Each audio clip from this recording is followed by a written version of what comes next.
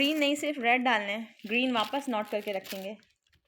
This is green one, इसको वापस रखेंगे, ठीक है। इसको भी तो भाई ये टमाटर आजकल सस्ते हुए थे तो थोड़े ज़्यादा। बिस्मिल्लाहिर्रहमानिर्रहीम, अस्सलाम वालेकुम, welcome back to my channel हम और किचन व्लॉग। क्या हाल चाल है आप लोगों के? अल्हम्दुलिल्लाह मैं बिल्कुल ठीक ठाक हूँ। और आज एक बहुत ही कॉमन लेकिन बहुत ही ज़बरदस्त रेसिपी के साथ हाज़िर हूँ। और आप लोग ये रेसिपीज़ ज़रूर ट्राई करिएगा, विंटर्स में बहुत यमी लगती है ये। और ये एक ऐसी रेसिपी है जिसने कोरमे को भी पीछे छोड़ दिया। मतलब चिकन और बीफ का कोरमा अगर आप नहीं बना सकते तो आप ये रेसिपी ट्राई करें, it's just equal to them.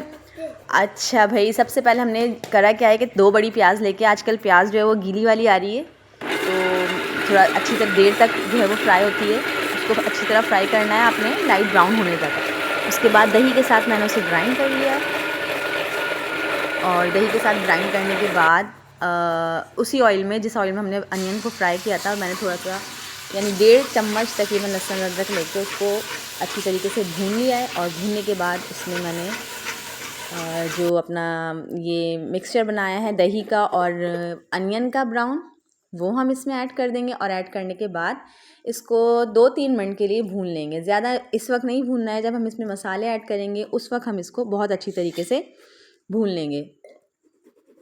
तो मसालों में मैंने क्या क्या ऐड करा है इसके अंदर, वो हैं तेज़पात हैं 2-3, और उसके साथ साथ जो है वो जो दालचीनी की लकड़ी होती है वो है, हल्दी है आधा आधा चम्मच कुटी हुई और पिसी हुई लाल मिर्च है, धनिया मैंने इसमें 1.5 चम्मच लिया है, और गरम मसाला भी मैंने इसमें 1 चम्मच भर के लिया है ताकि आप जो है वो मसाले में बैलेंस रहें सारी चीज़ें, और कलर भी जो है वो मसाले का बहुत अच्छा है। उसके बाद मैंने अंडों को और आलूओं को बॉईल कर लिया था। हस्बे ज़रूरत अंडे और आलू आप बॉईल कर लें जितने आपको ज़रूरत है। तो ये जो है मैंने टाइम स्लैब पर डाल दिया था, तो मैंने इतने सारे अंडे और आलू मतलब बॉईल करने के बाद फिर उनको पील ऑफ़ किया।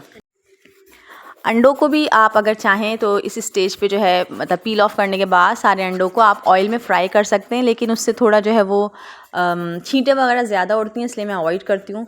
अगर आप चाहें तो ये ऑप्शनल है, टोटली आप कर सकते हैं। और अंडे इतनी अच्छी तरीके से बॉईल करें मैंने, मतलब खूब 5 से 10 मिनट तक अंडों को बॉईल करने के बाद आप ठंडे यख पानी में डालें। आजकल तो टैप वाटर ही अच्छा खासा ठंडा आ रहा होता है, आप उसमें डाल दें तो अंडों के जो छिलके हैं वो बहुत ही ईजिली उतर जाएंगे और उनका जो मतलब शक्ल होती है वो भी ख़राब नहीं होगी।